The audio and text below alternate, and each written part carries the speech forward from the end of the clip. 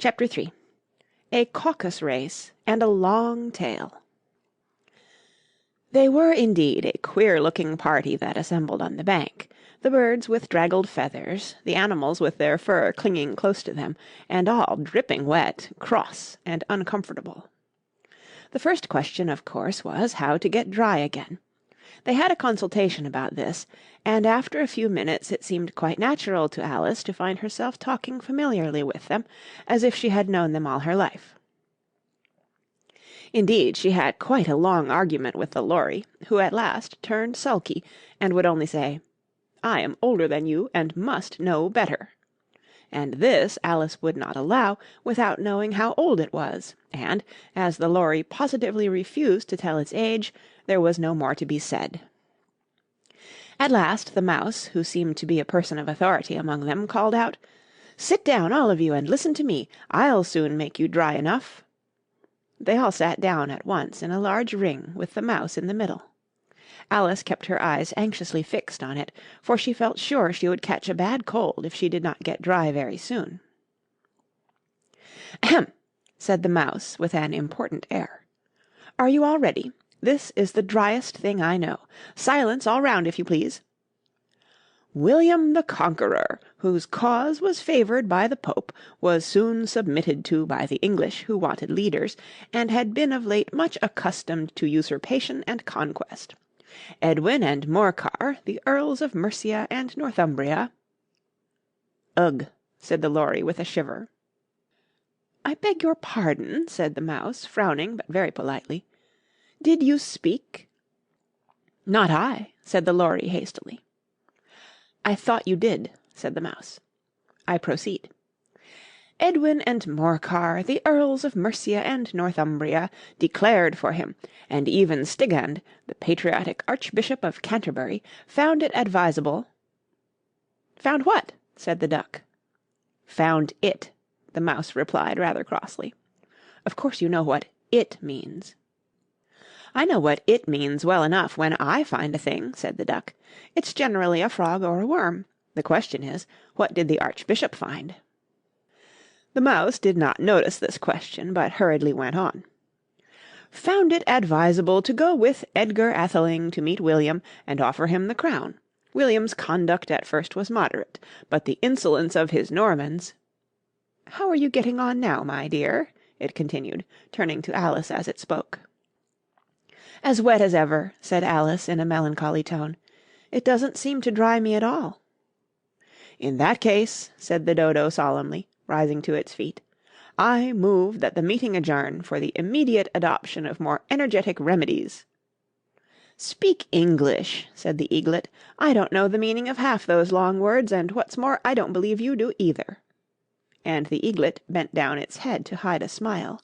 Some of the other birds tittered audibly. "What I was going to say," said the Dodo in an offended tone, "was that the best thing to get us dry would be a caucus-race." "What is a caucus-race?" said Alice, not that she wanted much to know, but the Dodo had paused, as if it thought that somebody ought to speak, and no one else seemed inclined to say anything. "Why," said the Dodo, "the best way to explain it is to do it. And, as you might like to try the thing yourself some winter day, I will tell you how the Dodo managed it. First it marked out a race course in a sort of circle. The exact shape doesn't matter, it said. And then all the party were placed along the course, here and there. There was no 1, 2, 3, and away, but they began running when they liked, and left off when they liked, so that it was not easy to know when the race was over. However, when they had been running half an hour or so, and were quite dry again, the Dodo suddenly called out, 'The race is over!' and they all crowded round it, panting, and asking, 'But who has won?' This question the Dodo could not answer without a great deal of thought, and it sat for a long time with one finger pressed upon its forehead, the position in which you usually see Shakespeare in the pictures of him, while the rest waited in silence. At last the Dodo said, 'Everybody has won, and all must have prizes.' 'But who is to give the prizes?' quite a chorus of voices asked. "Why, she, of course," said the Dodo, pointing to Alice with one finger, and the whole party at once crowded round her, calling out in a confused way, "Prizes! Prizes!" Alice had no idea what to do, and in despair she put her hand in her pocket and pulled out a box of comfits. Luckily the salt water had not got into it, and handed them round as prizes. There was exactly one apiece, all round. "But she must have a prize herself, you know," said the Mouse. "Of course," the Dodo replied very gravely. "What else have you got in your pocket?" he went on, turning to Alice. "Only a thimble," said Alice sadly. "Hand it over here," said the Dodo. Then they all crowded round her once more while the Dodo solemnly presented the thimble, saying, "We beg your acceptance of this elegant thimble," and when it had finished this short speech they all cheered.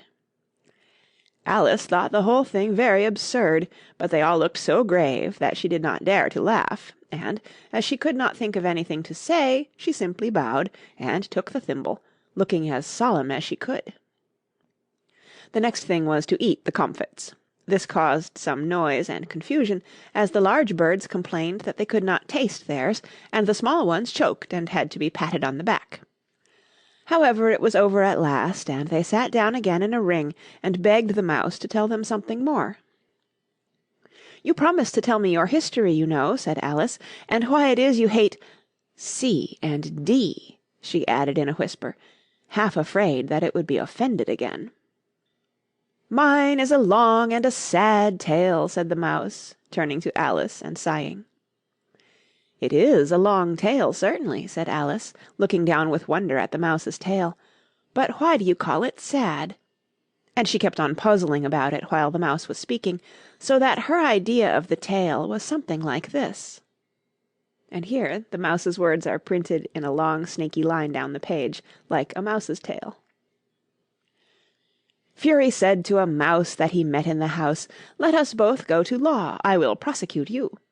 Come, I'll take no denial, we must have a trial, for really this morning I've nothing to do." Said the Mouse to the Cur, "Such a trial, dear sir, with no jury or judge would be wasting our breath." "I'll be judge, I'll be jury," said cunning old Fury. "I'll try the whole cause, and condemn you to death." "You are not attending," said the Mouse to Alice severely. "What are you thinking of?" "I beg your pardon," said Alice very humbly. "You had got to the fifth bend, I think." "I had not," cried the Mouse, sharply and very angrily. "A knot?" said Alice, always ready to make herself useful, and looking anxiously about her. "Oh, do let me help to undo it." "I shall do nothing of the sort," said the Mouse, getting up and walking away. "You insult me by talking such nonsense." "I didn't mean it," pleaded poor Alice, "but you're so easily offended, you know." The Mouse only growled in reply. "Please come back and finish your story," Alice called after it, and the others all joined in chorus, "Yes, please do." But the Mouse only shook its head impatiently and walked a little quicker. "What a pity it wouldn't stay," sighed the Lory, as soon as it was quite out of sight, and an old Crab took the opportunity of saying to her daughter, "Ah, my dear, let this be a lesson to you never to lose your temper." "Hold your tongue, Ma," said the young Crab, a little snappishly. "You're enough to try the patience of an oyster." "I wish I had our Dinah here, I know I do," said Alice aloud, addressing nobody in particular. "She'd soon fetch it back."